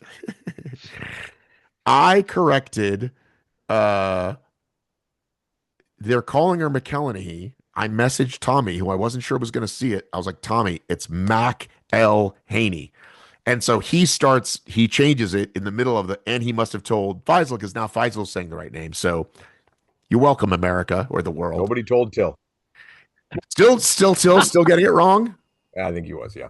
Anyhow, I think I might have told Greg to tell Till at the last live stream. I don't remember. Anyway, so by Saturday, I think it was the night of the doubles, little kids, like when I got an interview with Alyssa, I'm going to play. It's like I got to sit down with her for 20 minutes just for the podcast. Like this girl had made her a card like already. Like that's how quick it happens when you win the world championship. Like people just, you can't go anywhere, right? So yes, I'm so happy for the sport. A, 2 great people. B, underdogs. Like everybody, like this is a great thing for the sport. I would be the first to say I said it multiple times. I thought she was a year away. I did too. I thought she didn't have the racecraft to get it done this year. I knew she had the talent. I did not think she had the racecraft or the pacing quite worked out yet, that she'd be able to get it done. But just she put together such a great race and looked like there was so much more to give. yes, I think again, from everything I've seen from her, I don't know her. I haven't had a chance to have a conversation with her, but she seems fantastic. And I think that she is the beginning of the floodgates opening for some different types of athletes. Well, her and Saskia and Holly Archer, I think, are leading the way for these runners. And then I see people, and I know people were saying too, Rachel Wade as well coming up. But you guys are forgetting about our Madeline, the Canadian girl who actually beat Rachel, was faster than Rachel Wade. Madeline Stewart? No. Ebergen. She's named Maddie Strong. I think she's still competitively running like 5Ks. So she's not even fully training for HYROX. And she ran a 57:37 at Worlds. So, she was just a little bit behind Saskia. So I think this is a changing of the guard on the way. And I think that, Alyssa is just going to lead that change. I was just so blown away. Like I said, just the fact, not just that she won, but that she looked like she had so much more to give. She looked like she's still using the runs to recover. So she's not pushing on the runs. She's recovering. And when she's able to finally push, when she gets that figured out, oh, Lord. Right. Well, I think it was in the early days, no one knew how to pace the race or train for the race, right? We're just kind of like, Like if you look at those early races, like people are pushing the sleds like this, right, with their arms out. And so now that you've got, okay, there's a way to do this. Now here comes talent that can do it and standing on the shoulders of the previous folks. Yes. Um, uh, yeah, and I hope to see it. Love new blood. Loves. I mean, Dylan has been around a while, but he wasn't in the conversation as the world champion. It was like, yeah, he could do it, but probably wouldn't. We were probably going to see if you put a gun to my head, I would have not have said Dylan. If you put a gun to my head, I'd be like, Hunter Ronk. Like that, I would have picked what you picked, Dave. I think I would have gone with Ronk. Yeah, like I Um, wanted Dylan or Cole, but I mean, I would have, and I did pick wrong. So But realistically, right. Yeah. and what So, was Ronk fourth? no, it's further No. back than that, wasn't Further it? Yeah. back. 6th, I thought. Oh wow. I thought I something. think Hunter I was don't ahead of know. Ronk. Yeah. Do we want to say now that the Hunter area is officially over? Is this one of the times to I say said that? that last year. Here's what I here's what kind of I'm gonna I say. kind of would thought it would be great if he won. If he did win it going away, it would be a nice Kind way of to wrap. finishing well. Yeah, it would have been great. I think it would have been a nice end to the story. And unfortunately, the penalty the penalty sucked, but he did do it. He did at the end do it to himself. When I saw him, I've never seen somebody run in so much pain because he knew he had to outrun the penalty, and that was the wrong strategy because that just cooked him. And he still might have made the podium, but I think he wasn't caring about the podium. He was about So winning or else. I will say, and again, I'm not a Hunter fan, never have been, but the Hunter that I saw this weekend was one of the best Hunters I've seen as far Right? as being good for the sport. Other than his bad mouthing of the judge for the burpees, because quite frankly, she was right. Okay. Yeah, Yeah, she he was was right. he was salty He was- about Why that. did okay, Dave? Let me just ask Yeah. you. Why did he and Tim both say, "I think that girl wanted to screw him over"? Because Tim said that, and Tim. So the only thing that I could say where you could maybe see that, and just from watching the video, is that she had that card out ready to go before she gave it to him. Now, that said, she could have gave that card to him a lot earlier. Earlier. Yeah. He was very much taking liberties with the reach. He was back to what he used to do a long time ago, where he would put his hands down kind of right in front of his feet, and then when he jetted his feet back, his hands would dive forward. And it was the same play he's done before. So I do think she made the right call. And I haven't seen evidence yet to say she didn't, or I've seen video where there was at least two burpees, a yellow and a red, where he was way over the line. So I think she was fine. So I don't really agree with his treatment of her after. Did she have it out for him? There could be more. I don't know. I don't know the backstory. I don't know all that stuff. I just know that the call she made appeared right to me.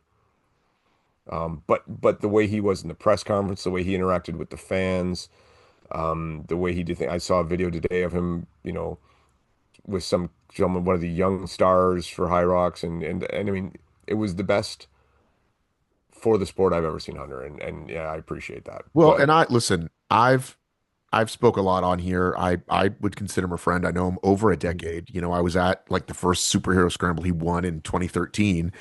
But there's been times that we've not been friends, and he's been mad at me or whatever. But um, I there was a kid that went up to him. I could cry saying this. People ask me like your favorite moments and watching families hug and you know Tim and this buddy of his like embrace. I put that was like my favorite thing. But when it was all kind of quieting down at the end there on the men's race, this guy came over to Hunter and asked him for a picture and said, don't worry about it. Like you're the reason I'm doing this, and you're always been the GOAT, and you're amazing. And Hunter was very gracious. I wanted to cry, and I was like, that like you can't say like no one's had an effect on the sport like that guy. That guy grew the race in America, helped grow it around the world. His name was synonymous with HYROX for a long time.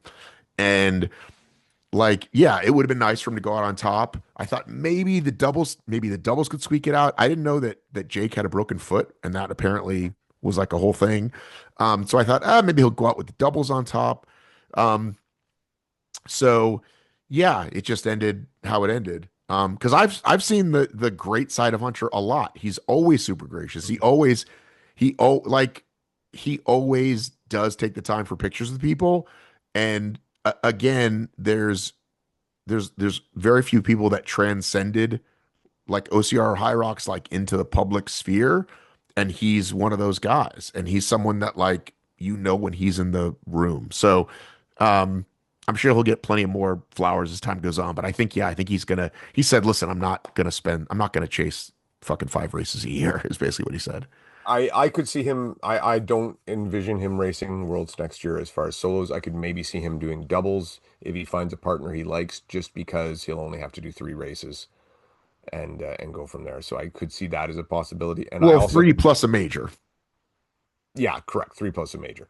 That being said, even in the solo, I do think again, the talent is getting so much better and faster, and Hunter is getting older.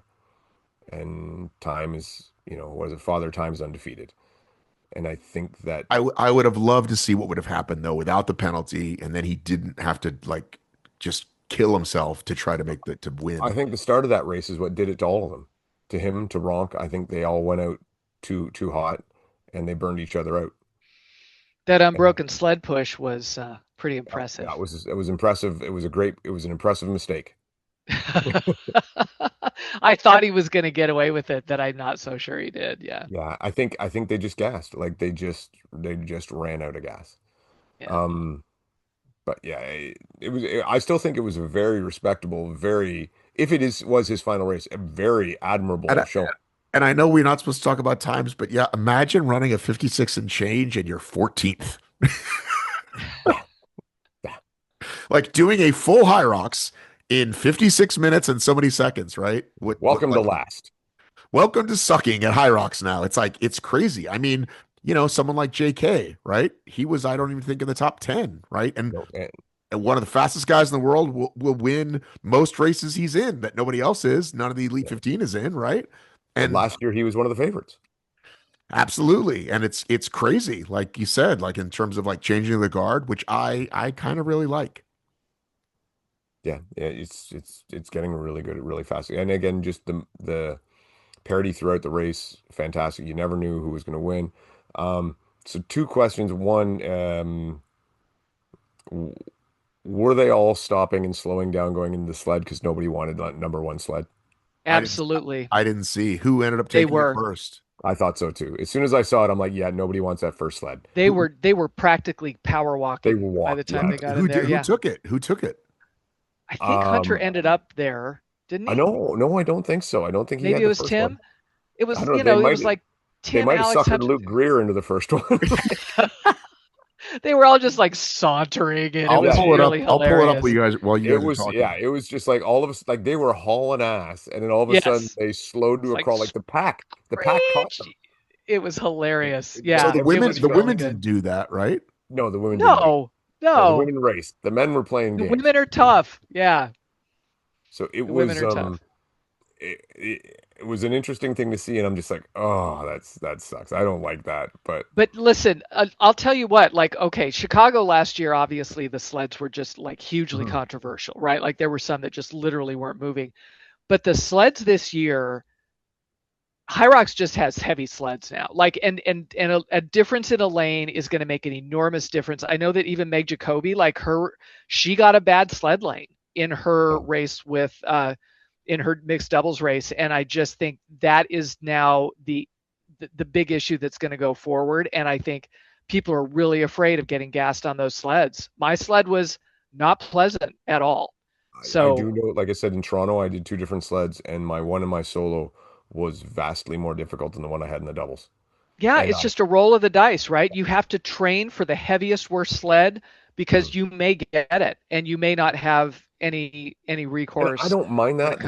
The problem I have with, like, I don't mind if the sleds are harder sometimes and easier sometimes. The problem I have is when you have a hard sled and the dude beside you has an easy one. Yeah, no, it's not fun, right? Yeah, not fair at all, right? That's the one that you can't train for. You can't out-train. That's just an unfair situation. Yes. And they seem to be just fine with not fixing it. There doesn't seem to be any push for that. And I don't know. I don't know how I feel about it. I just, I haven't seen this. Done. So they're slow jogging it. Luke is smiling. They're clearly all talking about it. And then it looks like it's Ronco. Is it Ronco finally take it? Well, Luke backs up even more. It's Ronco and Tim. But you know what? She's pointing to the second lane. This is weird. She's pointing to the second lane. Let me pull this up for you guys. Maybe they decided the first lane's so notoriously bad that they backed him up one. Can you see this? I think Yeah. they did that in the relay too, where they But just see didn't how even, there's a lane here and she's pointing to the Yeah. second one? yeah. So they Yeah. don't even have him go to the first lane. So is So the that second might- lane the worst in this case? I don't know. It's just notoriously in the past, the first lane has been the most difficult. And they may not have known that they were going to get Look at directed to Hunter. the second Hunter's lane. flying. Yeah, No, Hunter. it Hunter was ran with like the a minute something. Like it was a ridiculous 139, push something time. like that. Yeah, it was like top-notch doubles sled push time. But again, I think it was a mistake. Yeah, and here's Rock trying to keep up with them, and so they both blew up and died hmm from the effort. And then Tim, he got smart. But honestly, how about Luke Greer, who hung in till lunges, which is as long as he's ever made it? Yep, and he's just got to get one more, and he'll be there. He's gonna, yeah. I'm And rooting for that guy. the run he had into the lunges, like, didn't he make up like 20 seconds on that run into the lunges? He was quite incredible. He kept showing up. Yeah, I thought he was really incredible. It was a magnificent performance to see in person. Yeah, it was great. Some women's like performances that were awesome too. Well, one, obviously, why did Joanna not win? You know, I mean, she was favored to win. It was all but credited. She won everything else. Why do you guys think she didn't win? Sounds like you have an answer that you want to I have give a us. theory. I'm just curious as to what you think. Well,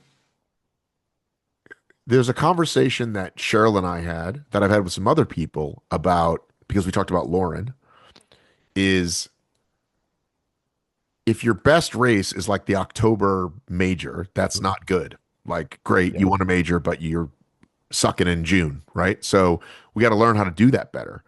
So you could say she peaked too early, but the most recent major wasn't that long ago. Mhm. So I think she met a formidable opponent who had a perfect race, right? If they raced again, I don't know. Is it massively different? Is it the same result? Like, I don't know because we don't have enough. What's the word? We don't have enough Data. info yet. So had picked a bad day to not have her best day, or you know what I mean? Like, I don't know enough. It sounds like you definitely have a theory. I don't think it's because she peaked too early, because like I said, the most recent major, she still looks strong. I actually think you're fairly close to it. I think she just ran into somebody who was better. I think that they all did. And like I said, we didn't all see it coming quite so fast, but they ran into somebody who talent-wise is on another level. And if they want to keep up with her, they're going to have to adjust. So I don't think Joanna had a bad day at all. I think she actually had a good race. I think they, like you said, they just ran into a hurricane. She sure looked surprised. You know, Yeah. I look. Go ahead, Matt. No. So I didn't get to talk to her on the day, but she did talk to me a couple of times. Very gracious about it. I got to talk to her on the doubles. I'll put that interview up later. But because I said, like, what did you think was happening? Like, were you like freaking out? Or she's like, no, of course I knew how fast she was, but I was surprised. And like HYROX, I feel like you come in with a plan and maybe you stick to the plan, maybe you don't, but it's not like you can find another gear, right? Like, it's not that kind of energy system race. So it's like, oh, I better show up with a different strategy and or faster. I want to look at like the splits, for example. So anyway, yeah, I like, could you overconfident? Like, that's kind of the easy sports and thing to say. She clearly was overconfident and didn't see her coming, but it's not true The necessarily. thing is, like I said, I don't think she was. I don't think she made any big mistakes. I think I think she was running her race and it just didn't go as well because Alyssa was having a really great night. And I will say this, I think about this a lot when it comes to competition. I remember talking to a college basketball player once who was on a pretty successful team at the time. And he talked about how when they win their games, they all congratulate each other and go home. When they lose their games, they stay after, they look at the tape, They pick apart everything. And I do think there is a cost to winning sometimes that we discount. Yeah. And if you're going in having grand slammed, the majors, maybe you think that your system is working and there's nothing to fix. And that sometimes may cause a little bit more complacency than is going to be worth it. Who is Joanna coached by? Am I forgetting? Okay. Oh, okay. As far as I know, unless that's changed. I mean, they certainly, and for good reason, put a lot behind her this season, right? She's with Amazfit, she's with Center, she's with Puma, and she's got a lot behind her. She's an incredible athlete. Yeah, and super young still, right? Yeah, right. So, which I also may think may come into it. Has she ever had to deal with this before? Right. Right. So, I think this is great. I think we're now going to get like the first time they're back on the course together. It's like, all right, let's go. Let's go. Right. Like kind of what Lauren and Meg was when they were at their peak. And now it's like, right. Like, oh boy, how are these two going to go? And yeah, this new, I think even the majors, depending on where they are, we kind of never get everybody on the floor at the same time. And so it's only at Worlds that we finally get to see, like, you better have your best day and see what you're made of, right? Because none of these guys all race together all the time. And again, someone who's really great, like a Sean Noble, like never even in the conversation that night, right? Not because he's not, again, probably 56 something. You know what I mean? Did he look like, I was watching him run and he looked like he had a bit of a hitch in his giddy up. Like there was a bit of a lean to one side. Like there might've been something negative. Like even just on his introduction run, when he came out of the thing, I'm like, he's going one side more than the other. Looking a little busted. And that might just be again, I didn't see. I'm too busy. Yeah. Like I don't watch the live stream, so I don't know. Yeah. So and it might just be his gait. I don't know. But I specifically noted, I'm like, that stride looks a little off. But who knows? But yeah, he wasn't even in the conversation, which he was one of those guys who was a podium contender.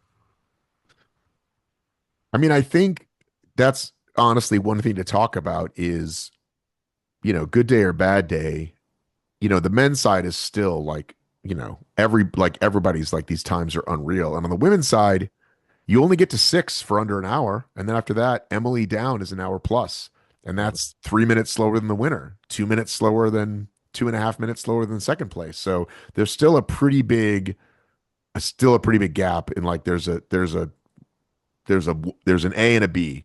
And the men's, there's a lot of like A plus AA, right?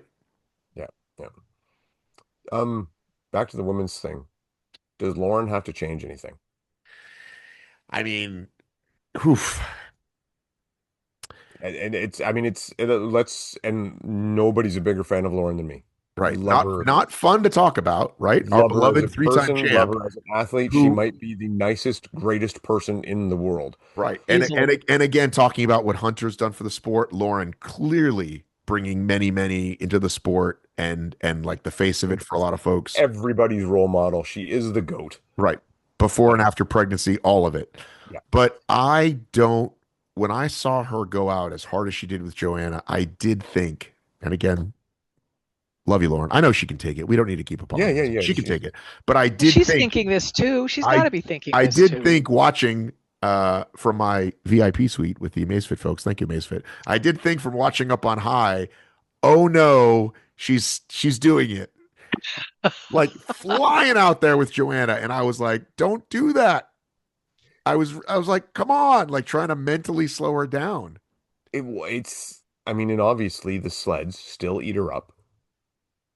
And that's the question is, did she forget this? It's like, Lauren, did you forget the sleds are coming? Like they're going to be right there when you get there. Let's be honest. It's not like she's not training for them. I guarantee she's got blocks and blocks of sled work that they've been going by to try to address this. Because anytime we've ever seen Lauren with any kind of weakness, she addresses it and all of a sudden it's a strength. But this one, she's not been able to turn around. And I'm just wondering, like, does she have, does she need to focus more on some more strength training, which seems like an odd thing to say about her? I But think it's a does she have pacing to change her? situation. I think it's easily a pacing situation. Yeah, it's possible. It's possible. I haven't talked to Anthony. I would love to talk to him and find out what he thinks, but I think I've had this conversation even in a joking manner, and Anthony has said she doesn't listen to me anyway. So I don't think he's coaching her to not do that. And again, just a little side note, watching her cross the finish line when she did, obviously with high expectations and not meeting them and smiling and congratulating everybody, like Happy for everybody. oh my Mhm. God. You you couldn't Well, find and then they turn around and smash the doubles anyway, so that was good. well, oh holy yeah, she just said, screw you guys, I'm out. Yeah. I No, get it a was little very I get a little impressive. rest and Viv's gonna push the sleds. I'm gone, baby. Yeah. But I do think that one thing we learned from this weekend is that the race goes to the closers. Mm, Yeah, it's a new ball game. It is.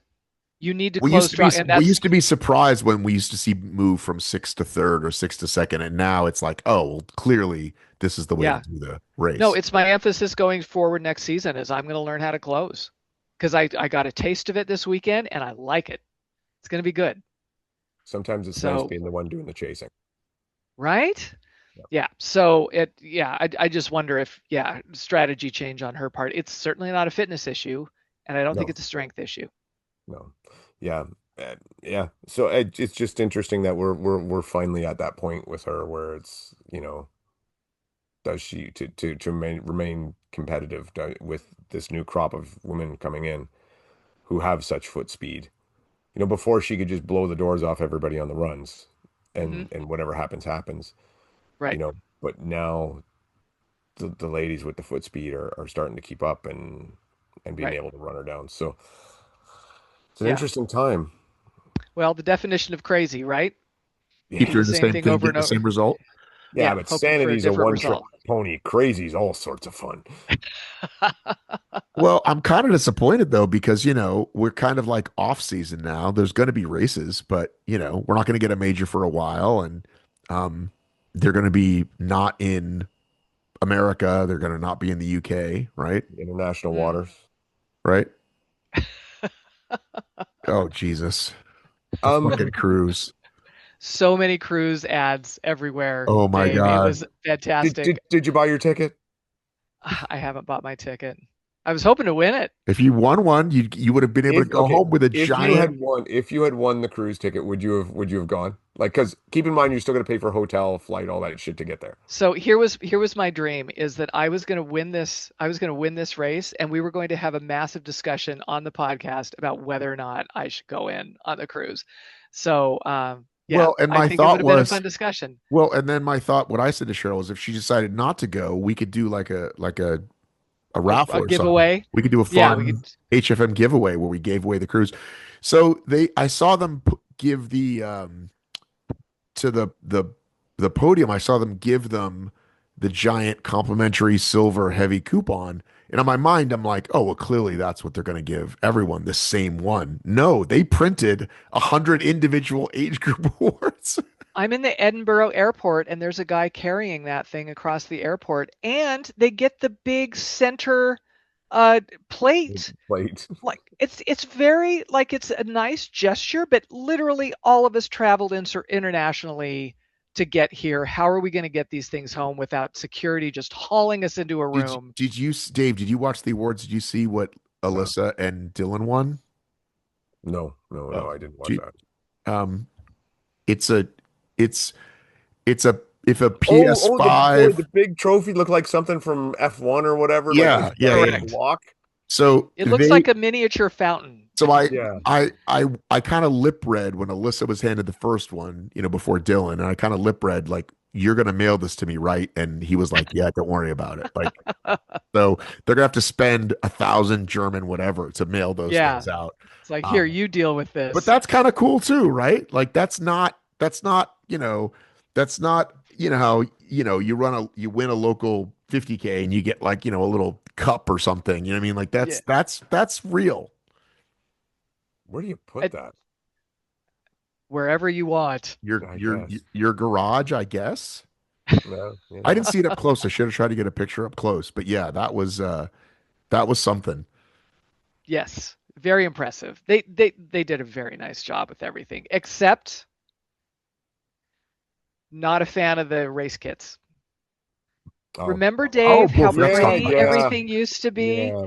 It used to be so pretty. I wasn't sure I how I felt about giving them all the same race kit so that they all looked uniform and stuff, but now I'm absolutely convinced that was the right thing to do because it was so pretty when everybody was out there in those sharp little outfits and everybody kind of, looked the same. And now they've kind of what they did is they let it looks like they let the elites choose from the current stash of HYROX swag that they had in the Mhm. venue that you could buy for merch. And so they had like that light purple and they had the green and then they had, a few things like that and you could choose.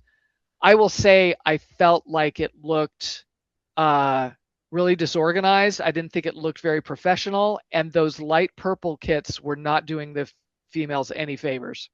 No, we watched the relay. I watched it with Rye and Jesse from Farm Girl. We did a workout at the same time and watched, sorry, the doubles, not the relay.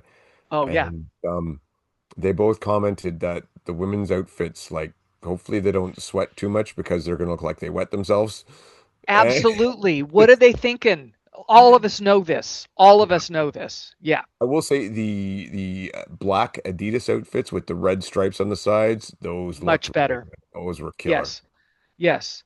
But the fact that they just had kind of this mismatch of all these different outfits, I don't know. It didn't look as slick, and I was really If surprised. you're the title sponsor and you make kits, you should make a really cool kit. And I don't know if it was like thought at the last minute, but yeah, the way you pointed out how like it says HYROX right under the ass in a weird way on the Did you men. see that on Louis? I think Louis Osler was wearing them, Dave, Okay. where it's the Yeah, I think purple so. shorts, but then all right, so picture, your glute here, and then the shorts kind of hang down a few inches below your glute, and Hmm. that's where they have the word Hyrox is under the glute. Think Yeah. about this.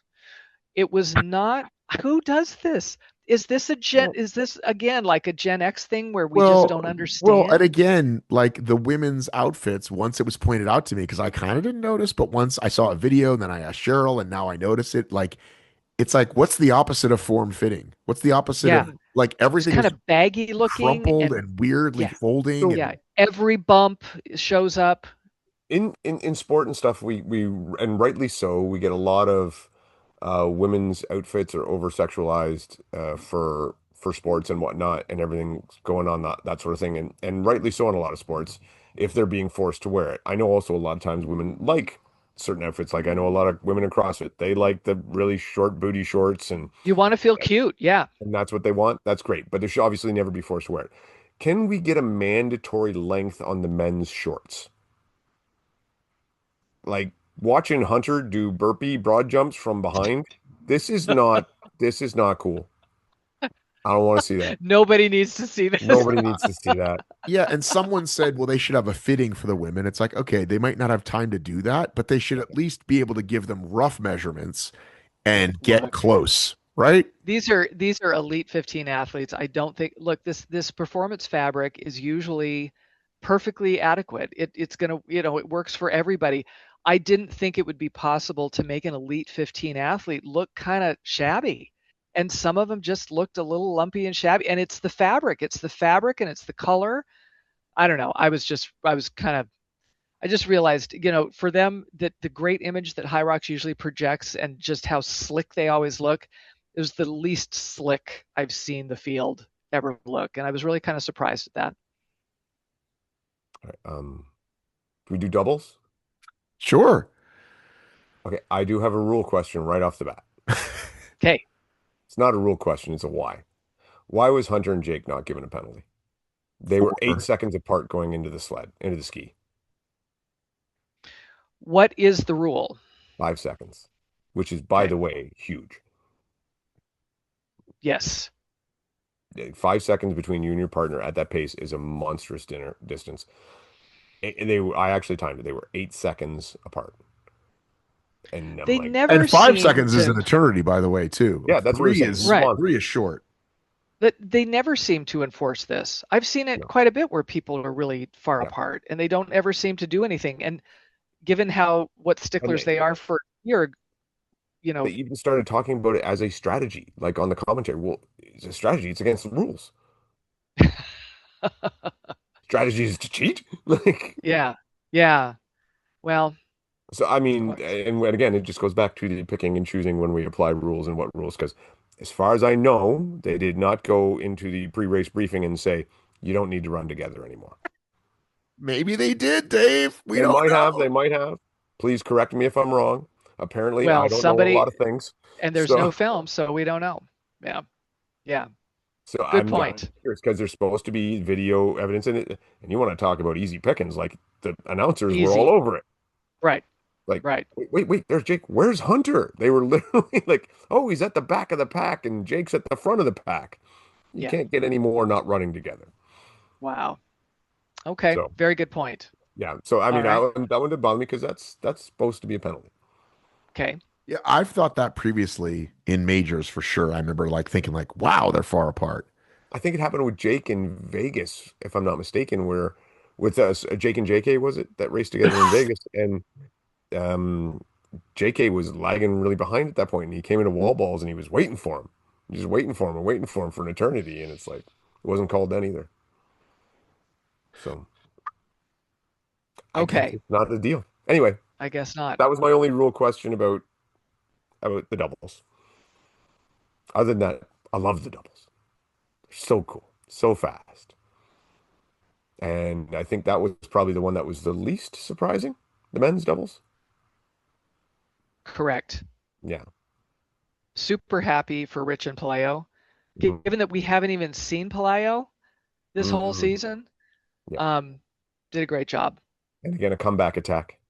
Yeah. Again, the closers. Yeah. The closers So are it was winning. great. And Tim and Yes. Ronk looking as we figured they would. Yes. Mhm. Really fun. And I don't know, to speak to the women, I don't think, Vivian wasn't super happy with her singles performance. It was really No. nice for them both to come back and feel like they had, done a good job. I had a little chat with Vivian the night, like after solos, the night before the doubles, and I just sent her a message, not expecting her to get it, and she responded. And her thing was like, "Yeah, I know I should be asleep right now, but I'm not." So we had a little chat and stuff, and she definitely knew that she could do better. Did you Yeah. did you know that Alondra was pregnant? Because I did not. I did not, and I gave Chris Rulowski shit. Reason being was because Bethany and I did a little draft thing where we had to pick people who would do better than they were seeded. Mm. And I picked Chris and Alondra, and I'm like, Chris, you could have gave me a heads up. I mean, come on. So But they finished the race, and again, I don't see a ton of it. I'm like, watching what I'm watching, and then if you saw, they had like a fucking like Major League Baseball outfield wall. So I'm like, mhm. do these interviews like I feel like a small Yeah. child. So I actually waved them to come out. Like, hey, can you come out? And as Alondra came out, I noticed that, she's got this like kind of like high-waisted thing situation. Mhm. And in the couple seconds that I see that, I think perhaps she's pregnant. I'm not going to ask you, No, are you I'm not going to pregnant? say anything. You No. never ask. So Chris says, did you know Alondra was pregnant? And I said, congratulations, because I kind of knew 8 seconds before. Um, so yeah, that was news to all of us. So congratulations, another pregnant mom out there doing it. Can we just say something too about it? At one point they were walking I didn't notice that. and they were still like an hour and 3 minutes or something like that. And I'm like, come on, like it's just not fair. Not fair at all. Yeah, But At yeah, they all. were 104 walking 12, at one point. 104 104.12. There you go. And I'm like, I guarantee that Alondra probably had this max heart rate she was able to attain and probably got close. So they dialed it back and walked it in. And but yeah, and still getting like sub 105 as a team while walking a little bit and pregnant. And I'm just just beasts, just monsters. I don't know how these elites do it. I watch them do things and I think we all do the same thing and we are not. It's really quite remarkable Yeah, how they can do BBJs in, under 3 minutes. Like, I just don't know how that happens. Yeah, especially like you'll go back and watch a video of you, you're like, I didn't stop. Right? I didn't Exactly. stop. I kept Nope. going, and they're no. How They is are that? superhumans. Yeah, absolute superhumans. It's absolutely incredible. So, yeah. So, So, anyway, the doubles was a lot of fun for me to watch. Someone else we didn't talk about in solo, but also was great in the doubles was Sinead.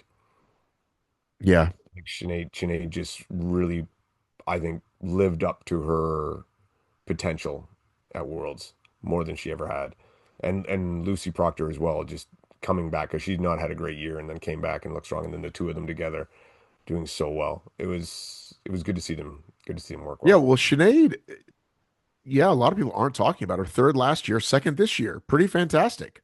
Yeah. Yeah. this solidified her as, I mean, we're going to see her forever. Yeah. Right. She is legit now. Right. Yeah. Yeah. So it was great. Well, I'm trying to think of anything else in doubles. See, that was the thing. The doubles did not have a lot of controversy, just a lot of speed. And it was just so Yes. fun to watch. I think they were like, Yes. let's not call too many penalties. We already got hammered last night. They were very smooth races. It was really, yeah, it was just fun to just watch everybody race. Yeah. And I think the doubles are going to be, I still don't like the nation thing where you have to be same nation. I think they will still be more popular next year just because of the growth, and the doubles will be good. I hope we see more people who are focused just on the doubles though. Mm. Well, and then also think like, Alyssa's DMs must be blinging. Who's going to want to race with Alyssa, or who's Alyssa going to Well, pick? that's what, yeah. Andrea, the woman that she's my friend and friend of the show. Andrea Clyburn. That was her first question to me is, who do you think Alyssa's going to get? Right. And it would be a very interesting combo. Like, you can think of all the Americans who would be best for her. Rachel Wade. Maybe the two new gals. Maybe Both certainly fleet of foot. They'd be a solid team. Who do you think you should partner up with? Let us know in the There you comments go. or call us at 675-9623. Let I'll us be know. at the call center all night. Yeah, I'm looking forward to my Canadian male team for next year though. Who's your Canadian male team going to be? Cole and Frederick Dubé. Oh, I thought you were going to be on it. No, well, I have my Canadian male team too. Me and John, we're gonna kill everybody. All right. Well, I hope you make it. Hope you make it to China. You know what? I mean, here's the thing. I mean, realistically, can that happen? I don't know. I don't know. That's a lot of money. It's a lot of money. But I can tell you, as Cheryl said, as Cheryl said, it's tough to regret it. Like, I spent a lot of money. I spent more than I wanted to. I do not regret my choices this past week. I'm so glad I did it. Yeah, but this is what I will say. I can't. So I didn't see Kevin Bubbles like the whole time, and I finally saw him on the last day. And those guys are going straight to him, and Joe Rucco and these other guys are going straight to the UK for World's Toughest. And I'm not going to World's Toughest for the first time in years. And I always say to people, every year World's Toughest would end, and people would be like, that was the best one ever. That was the worst one ever. That was the easiest one ever. The hardest one ever. I always said, hey, give it 2 weeks. Don't make any decisions on this event. Just go home and let it settle a little bit.